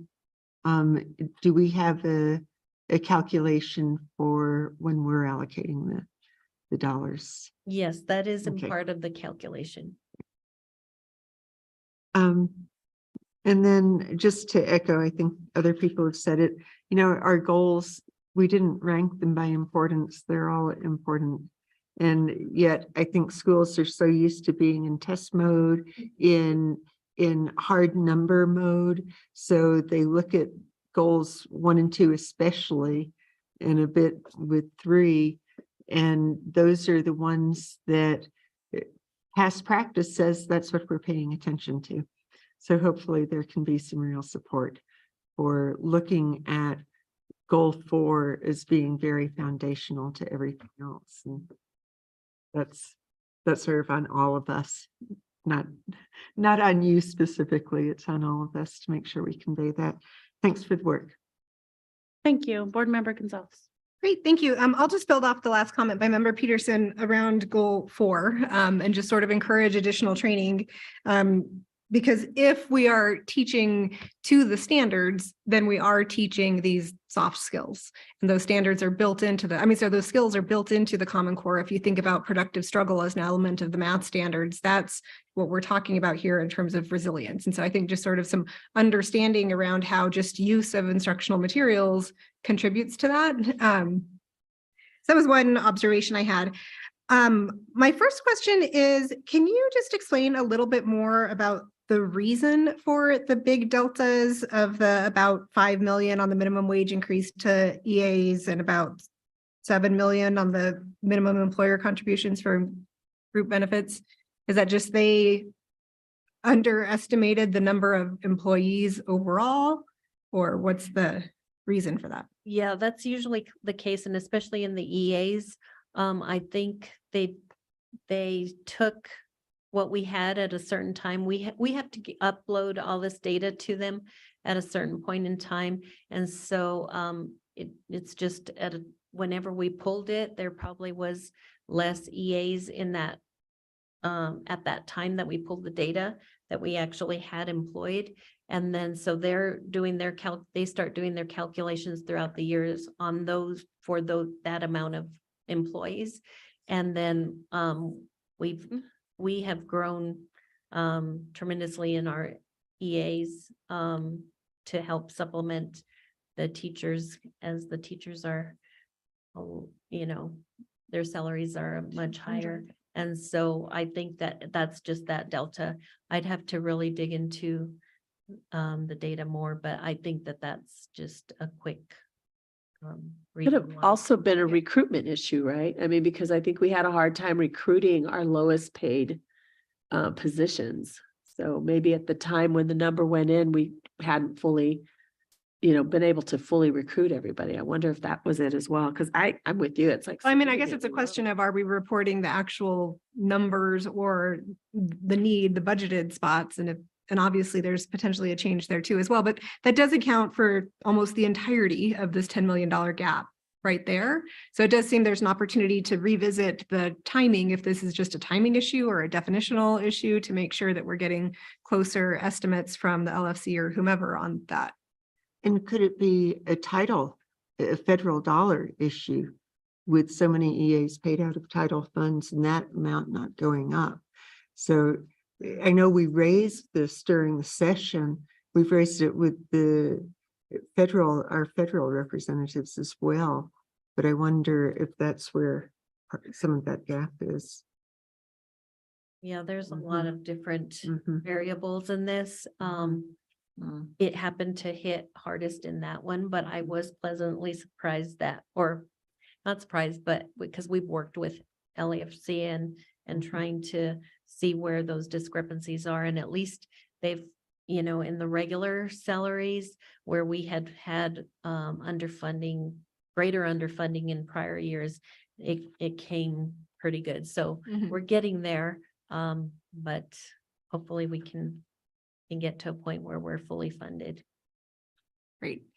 So I want to echo the kudos from the other board members about this process and the improvement from prior years. So it's really great and exciting to see it. And even as we have some indication, at least from about half of the schools, of their budget alignment to the goals, we don't have any indication of the role of the guardrails. And so looking specifically at two of the guardrails that are related to funding, guardrails 1 and 2 are related to the equitable, essentially, distribution of support services and wraparounds. And so I'm curious if you could just speak to what is the role of the guardrails in this process, because I think that's the reason we put the guardrails. So if a budget were to come in from a school and it says, you know, look, we're deciding we're going to cut the social worker and the counselor and the mental health support and everything else, even though we potentially know that that may be needed in the community, how do the guardrails come in for at the district level to say, no, that's not okay, that's not aligned with the vision and values of the community? I'd like to answer that if you don't mind. So Board Member Gonzalez, each school budget is reviewed and approved by the zone associates who are becoming more intimate with the guardrails all the time. And we are actually beginning to see across the district, people are interpreting guardrails in very different ways. And sometimes they're trying to utilize them in ways that they were not intended. And so I think there is the process beginning with people, not just in schools, but in departments as well, that they're trying to understand and apply those guardrails and maybe protect something and say, oh, well, it's equitable that I get to protect this. And we're saying, no, that's not how it was intended. And it was real. So if a school with your scenario were to come out, I can assure you it would be sent back and said, there's no way. Couple reasons. One, they wouldn't have that type of funding control over those positions, but two, it's like you can't walk away from goal 4, and you've got to have the supports to make sure we can create a safe and healthy environment. So that guardrail kicks in with the work that the associates are beginning to do on their reviews, and then it will do later as a budget steering committee. This is our first run at it. I think the goals are a lot easier for people to understand. There are still a lot of people struggling with guardrails, to be honest. So I think of the two areas, you're going to find us to be a little bit weaker there as we begin, but it's certainly something we have had a real good conversation with Rosalinda about a week ago, specific to this issue with guardrails. And they're definitely thinking about it in the budget office. Great, thank you. My next question is, do you know what is the average per pupil expenditures across the district with this proposed budget, this proposed number of students, not proposed number of students, this anticipated number of students, and how does that compare to prior years? It's approximately about 10. It actually varies. We have some schools like some of the non-traditional schools I know it varies. that are very, you know, it seems really high, like 20,000 per pupil. And it goes all the way from probably about 7,000 per pupil expenditures. So there's a big variation. But our average is kind of staying Like about, steady, yeah, year. it's staying steady. the average. Mhm. Okay. And then my last question, I may have just missed this. So I probably missed it. So with the $10 million gap here, is this is just sort of right now what we might think about, or is there a plan for how we might fill that gap? Or did you answer that already? Yeah, both of those things. We're already preparing for how we would cover this gap. Of course, this year, we still do have the ESSER funds. But if we needed to, and we didn't have the ESSER funds, we usually would, that's when we would probably go into the fund balance. But before that, or the cash reserves. And so, before that, what we've been doing this year and everything, when there's vacancy savings, we're sweeping that and filling the deficit first, and then, using it to build anything else, that we need to do. And this year, we used, those vacancy savings to start to fill the gap. Then we got that additional funding from the unit value increase, which helped with that.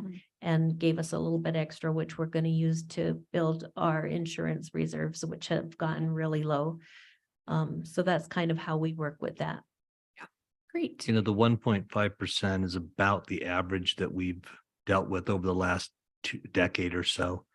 And with attrition, we've been able to manage it. The vacancy savings has been a large component of that. So that will be part of it. We'll be looking at positions and saying, you only have so many FTE for this size school. Well, I have 2 teachers retiring and the other might have to go on a must hire, but it usually works out in a lot of the money in that way. That's great. And that's helpful. And that resonates and makes sense. I think a natural question from the community is sort of how does this relate then to the right sizing proposals that are also going to be in front of the board for vote? And I know that one of the things that we discussed in the last right sizing committee was just the cost benefit analysis and fiscal analysis of all of the proposed decisions. And so I think just in the context of our overall messaging and how we think some of these issues, we've talked about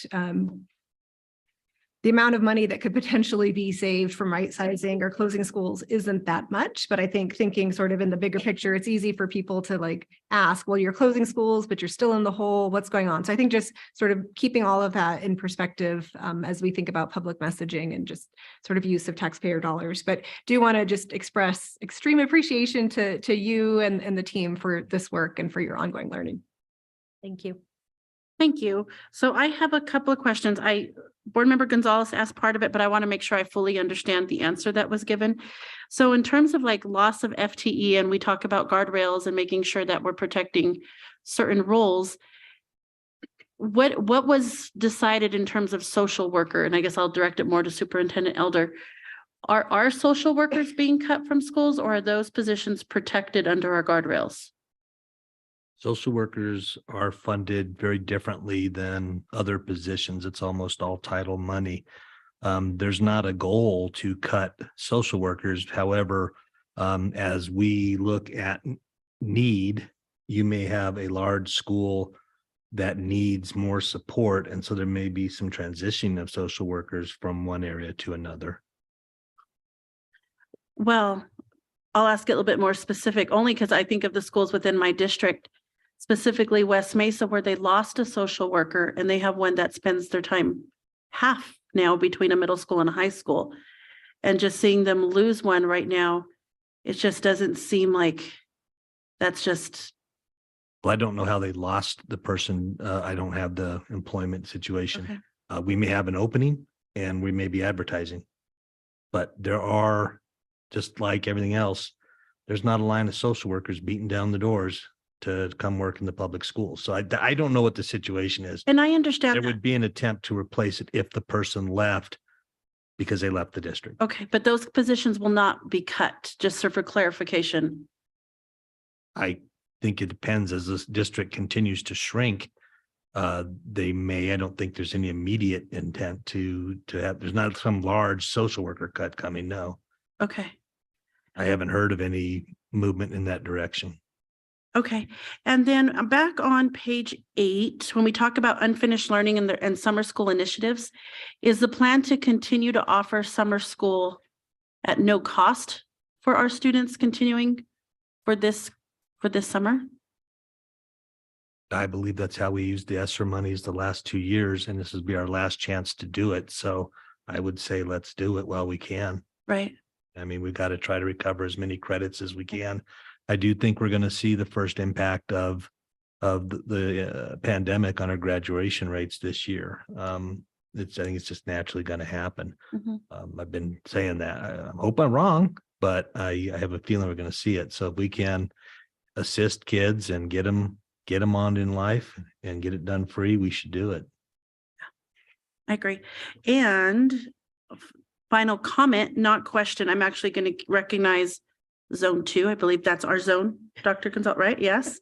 We have successfully submitted all of our budgets and have turned them in. So I'm calling out all you other zones.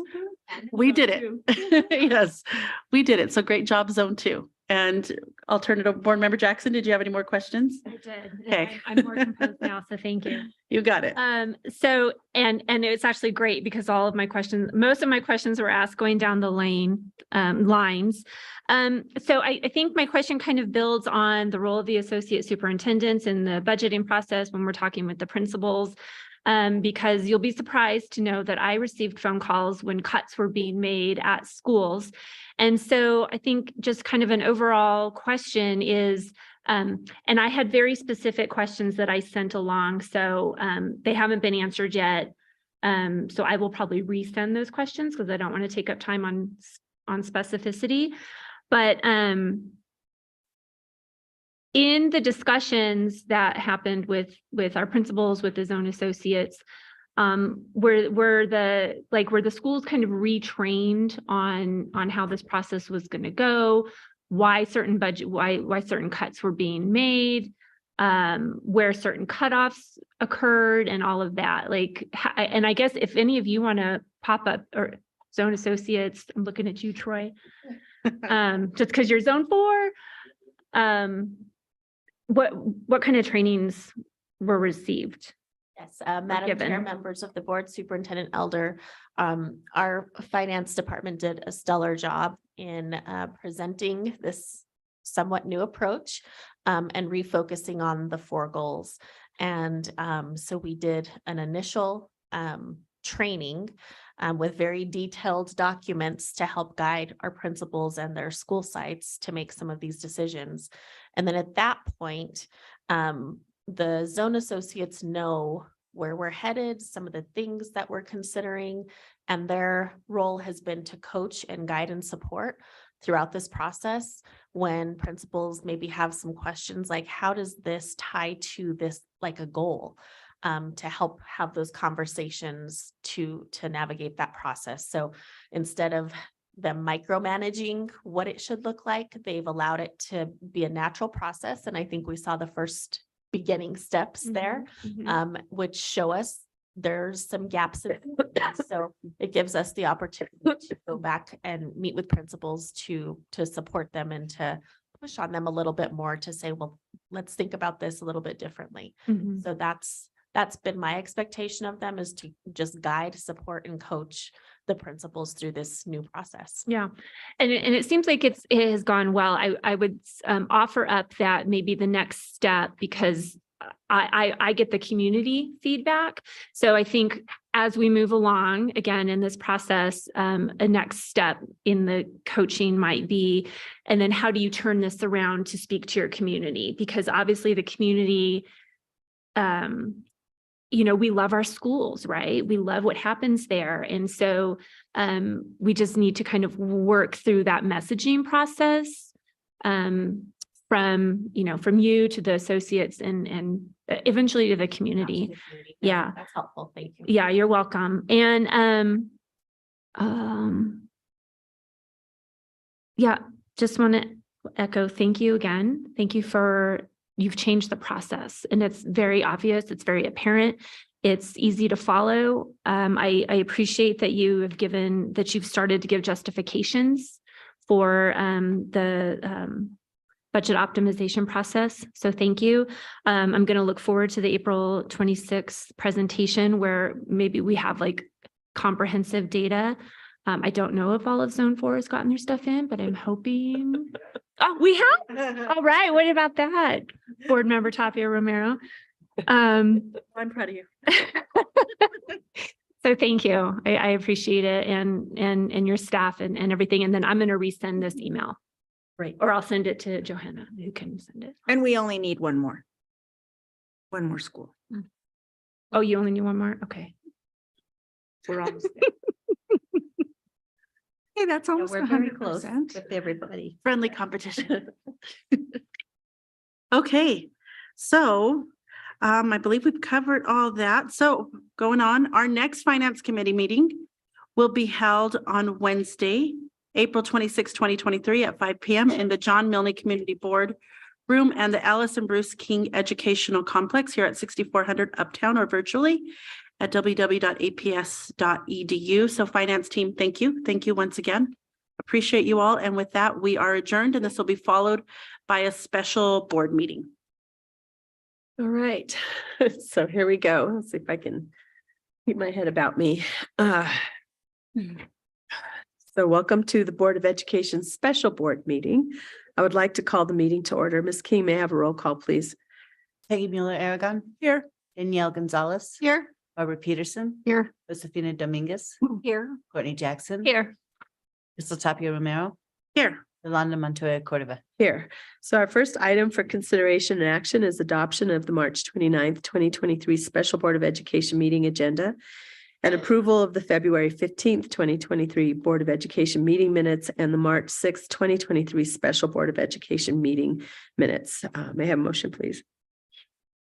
I move to approve the Special Board of Education meeting agenda and the February 15th, 2023 Board of Education meeting minutes and the March 6th, 2023 Special Board of Education meeting minutes. I'll second. I have a roll call, please.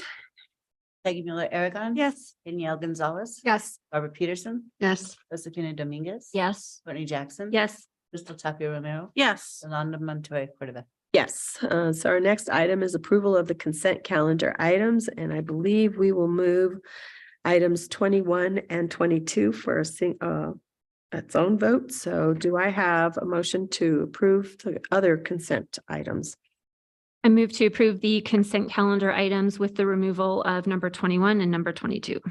I'll second. Let me have a roll call, please. Peggy Mueller Aragon. Yes. Danielle Gonzalez. Do we need to also remove item 17? It was already struck. So it- Yeah, Okay, it was. yes. Barbara Peterson, Yes. Josefina Dominguez. Yes. Courtney Jackson. Yes. Crystal Tapia Romero, Yes. Yolanda Montoya Cordova. Yes, so our next item is approval for item number 21 on our finance items. I move to approve district purchase or expenditure that equals or exceeds $250,000 for English language arts instructional materials for Albuquerque Public High Schools. A second. This is Josefina. May I have a roll call, please? Peggy Mueller Aragon, No.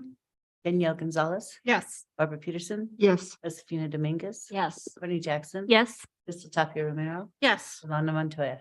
Yes, next item is item number 22. Do I have a motion on this one? I'll move for approval of district purchase of expenditure that equals or exceeds $250,000 for the fourth year mathematics instructional materials. This is Krista. I will second it. May I have a roll call, please? Peggy Mueller Aragon. Yes. Danielle Gonzalez, Yes. Barbara Peterson. Yes. Josefina Dominguez. Yes. Courtney Jackson. Yes. Crystal Tapia Romero, Yes. Yolanda Montoya Cordova. Yes, okay, so announcement. The next Board of Education meeting will be held on Wednesday, April 5th, 2023 at 5 p.m. in the John Milne Community Boardroom of the Allison Bruce King Educational Complex, or virtually at www.aps.edu. And the next special Board of Education meeting will be held on Wednesday, April 26th, 2023 at 5:15 p.m. or immediately following the Finance Committee meeting, also here in the John Milne Community Boardroom and online. Okay, so our next item is consideration for approval to adjourn to executive session pursuant to the Open Meetings Act, NMSA 1978, Section 10-15-1, H2 for the purpose of discussing a limited personnel matter regarding the superintendent's evaluation. I move to approve to adjourn to executive session pursuant to the Open Meetings Act, NMSA 1978, Section 10-15-1 H2 for the purpose of discussing a limited personnel matter regarding the superintendent's evaluation. I'll second. Can I have a motion? Can I have a roll call, please? Peggy Mueller Aragon, No. Danielle Gonzalez. Yes. Barbara Peterson, Yes. Josefina Dominguez, Yes. Courtney Jackson, Yes. Crystal Tapia Romero. Yes. Yolanda Montoya Cordova. Yes. All right, so we'll